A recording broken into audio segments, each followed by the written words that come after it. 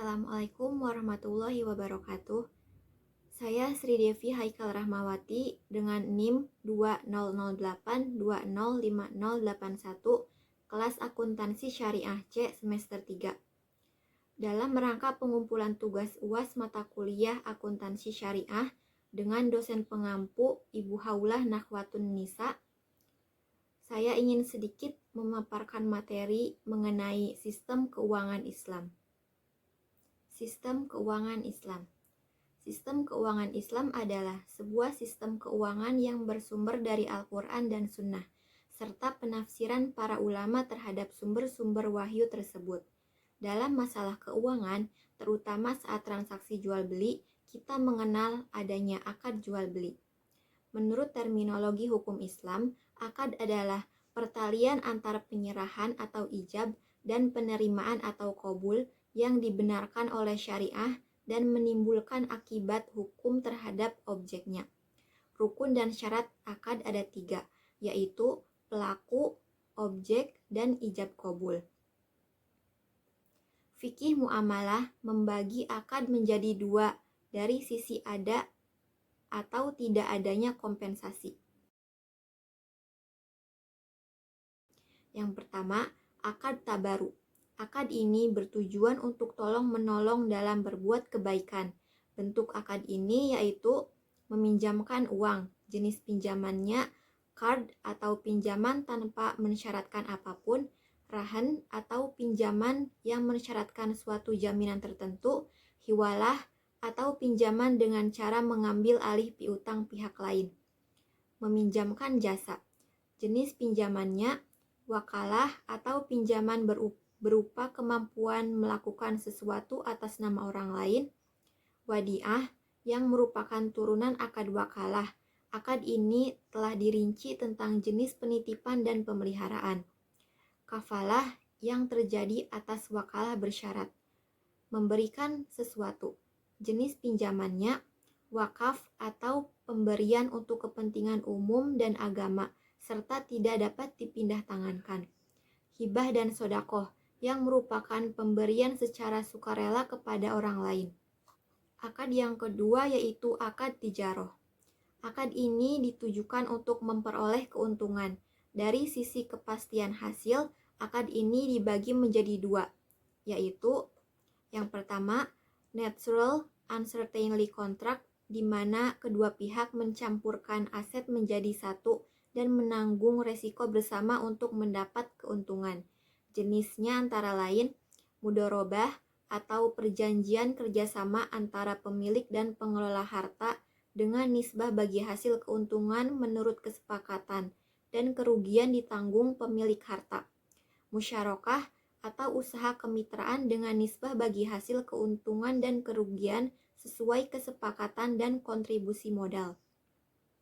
Yang kedua, natural centrally contract, di mana kedua pihak saling menukar aset, sehingga objek pertukaran harus ditetapkan di awal. Kontrak ini akan memberikan imbal hasil yang tetap dan pasti, karena sudah diketahui saat akad. Jenisnya antara lain murabahah atau transaksi dengan menyatakan biaya perolehan dan keuntungan atau margin yang disepakati penjual dan pembeli. Salam atau akad jual beli pesanan. Istisna atau jual beli pesanan dengan pembayaran di muka, cicilan, atau ditangguhkan selama waktu tertentu. Ijaroh atau akad sewa menyewa. Transaksi yang dilarang.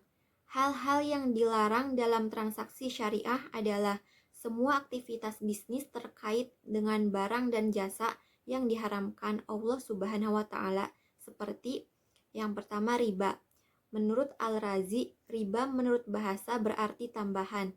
Menurut istilah, riba adalah pengambilan tambahan dalam suatu akad transaksi tertentu, di mana pengambilan tambahan tersebut tanpa disertai imbangan tertentu. Jenis-jenis riba yaitu riba fadl, riba nasi'ah, riba al-yad, dan riba qard. Riba memiliki pengaruh terhadap kehidupan manusia. Antara lain, riba merupakan transaksi yang tidak adil. Riba akan menghalangi orang untuk melakukan usaha. Riba akan menyebabkan terputusnya hubungan baik antar masyarakat. Riba memberikan jalan bagi orang kaya untuk menerima tambahan harta dari orang miskin yang lemah. Selanjutnya, perbedaan riba dan jual beli. Jual beli dihalalkan oleh Allah Subhanahu wa Ta'ala, sedangkan riba diharamkan. Dalam jual beli, ada pertukaran barang atau manfaat, sehingga ada keuntungan atau manfaat yang diperoleh kedua pihak. Sedangkan riba tidak ada pertukaran dan keuntungan hanya diperoleh penjual. Karena ada yang ditukarkan, jual beli terdapat beban yang ditanggung penjual, sedangkan riba tidak.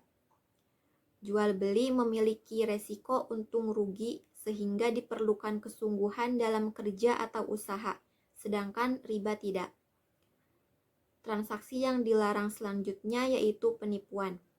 Penipuan dapat terjadi dalam 4 hal, yakni dalam kualitas, kuantitas, harga, dan waktu penyerahan. Yang selanjutnya perjudian, seperti mengadakan permainan tertentu, baik dengan kartu, adu ketangkasan, tebak skor bola, atau media lainnya. Transaksi yang dilarang keempat yaitu ketidakpastian atau goror. Goror terjadi ketika terdapat incomplete information sehingga ada ketidakpastian antara kedua pihak yang bertransaksi.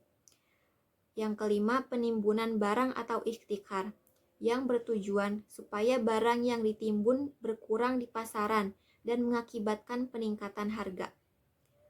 Yang keenam, monopoli, yang bertujuan menghambat produsen atau penjual masuk ke pasar agar ia menjadi pemain tunggal di pasar dan menghasilkan keuntungan yang tinggi.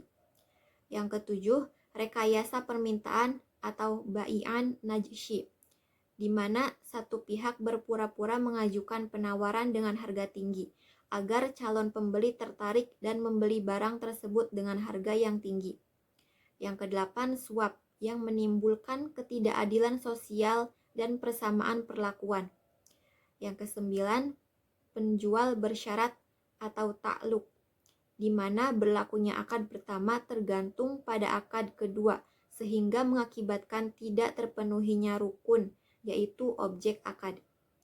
Yang kesepuluh, pembelian kembali oleh penjual dari pihak pembeli atau bai'al innah, di mana kedua pihak seolah-olah melakukan jual beli, padahal penjual mengharapkan uang tunai dan pembeli mengharapkan kelebihan pembayaran.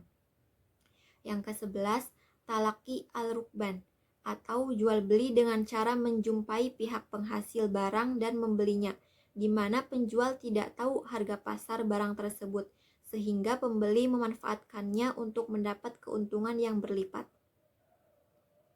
Yang selanjutnya, prinsip sistem keuangan syariah. Sistem keuangan Islam sebagaimana diatur dalam Al-Quran dan As-Sunnah antara lain pelarangan riba, pembagian risiko, menganggap uang sebagai modal potensial, larangan melakukan kegiatan spekulatif, kesucian kontrak, dan aktivitas usaha harus sesuai syariah. Instrumen keuangan syariah. Instrumen keuangan syariah dapat dikelompokkan menjadi yang pertama, akad investasi. Kelompok akad ini adalah mudharabah, musyarakah, suku atau obligasi syariah, dan saham. Yang kedua, akad jual beli. Kelompok akad ini adalah murabahah, salam, istisna, dan ijaroh. Dan yang ketiga, akad lainnya seperti syarf, wadiah, qardul hasan, wakalah, kafalah, hiwalah, dan rahan. Sekian yang dapat saya sampaikan. Apabila terdapat kesalahan atau kekurangan, mohon dimaafkan. Billahi taufiq wal hidayah. Wassalamualaikum warahmatullahi wabarakatuh.